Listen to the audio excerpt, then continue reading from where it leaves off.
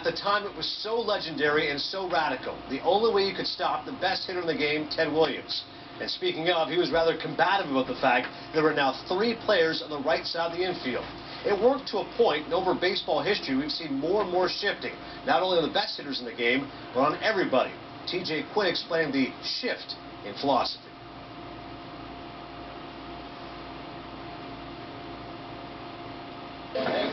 Once there was baseball, and everyone bunted and wore mustaches. Then they started to make changes. This is the way I hold my curve.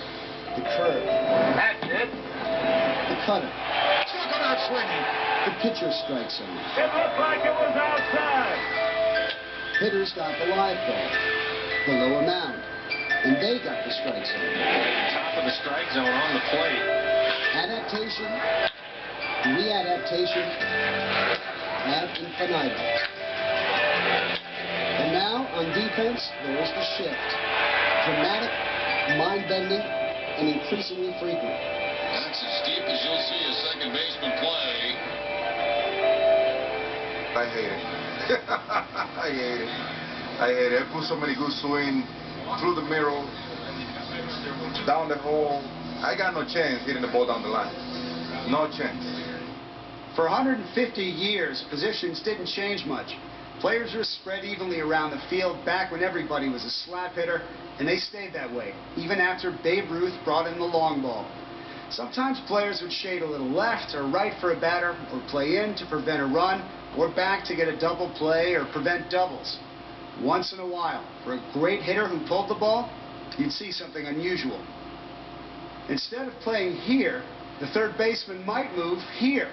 The shortstop might go from here all the way to the other side of second base. And sometimes the shortstop or even the second baseman would drop back here to protect against a line drive.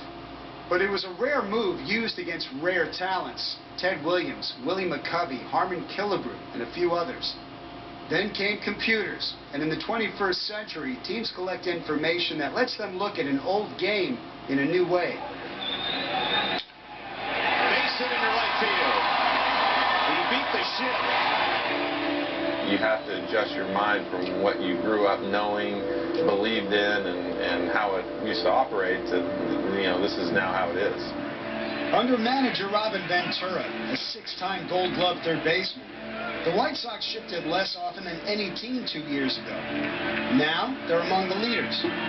It just became that the numbers were too hard to ignore. They take 30 to 40 hits away from me every year.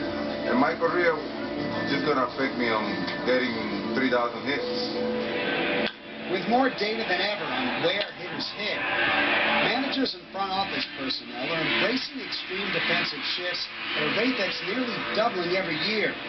In 4 seasons, it's jumped from less than 2% of all balls in play to a rate of almost 11%. When I first started seeing it, I was like, what's going on, like, what are they trying to do? As analytics or advanced data influence strategy, spray charts for hitters like David Ortiz help teams reimagine defense. Since Ortiz pulls nearly 3/4 of the balls he hits to the infield, why not put 3/4 of the infield on the right side? If you took all the bases away, you'd want to put your fielders in a position where they could catch the ball. Brian Butterfield is the Red Sox third base and infield coach. You look at the pitcher matchup versus that hitter and where his greatest tendencies are. You want to put people in that spot. You'd rather play tendencies than worry so much about 2 and 2, 2 on the left side, 2 on the right side. You shouldn't have a second baseman diving for your ball by the warning track. I hate it. I really do. Before his season was ended by a neck injury, Prince Fielder was facing shifts nearly 3 times more often than he was last season. You hear fans and people all the time, oh, just hit the ball over there. It's like, I know that. I would love to just do that. But if they're throwing 95 inside, I can't just do that. It's really not that easy, or else nobody would shift. The only thing that bothers me is the guy in right field. That's just, I think that's illegal. That should be illegal defense. Butterfield says it's no mystery why some hitters can't adapt. They've learned to pull the ball for power, and it's paid off.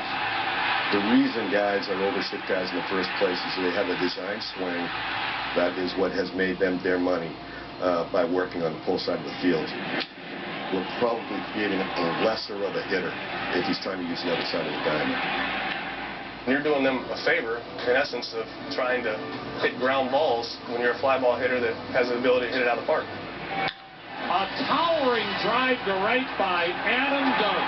If you get a hitter that's concentrating on the shift and not on the pitcher and the pitch, I mean, you've had a significant edge that you've gained. Tony La Russa occasionally used shifts in his 33 seasons as a manager. A new Hall of Famer, he warns against front offices using computer data to mandate shifts. I think it can be a negative if it's introduced into the competition automatically. When the game starts, let the manager and the coaches use their expertise, their guts to decision make.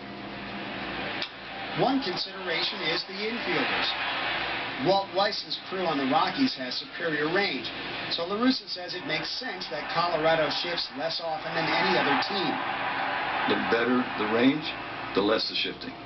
The less the range, the more the shifting. I mean, that's just common sense. Rangers manager Ron Washington, a frequent shifter, says there is one more person who might be the most crucial to the equation: the pitcher. If I'm shifting and a pitcher is thrown away from the shift, I have to recognize that and bring that to the pitcher's attention. The guy who has the ball on the rubber is the one that determines how effective your shift can be. What many predict is a different kind of shift. The gradual one among hitters to counter the defense. Well, you're going to see people probably use more of the field again. I think the trend of shifts is going to have to adjust and readjust if the hitters start adjusting and readjusting.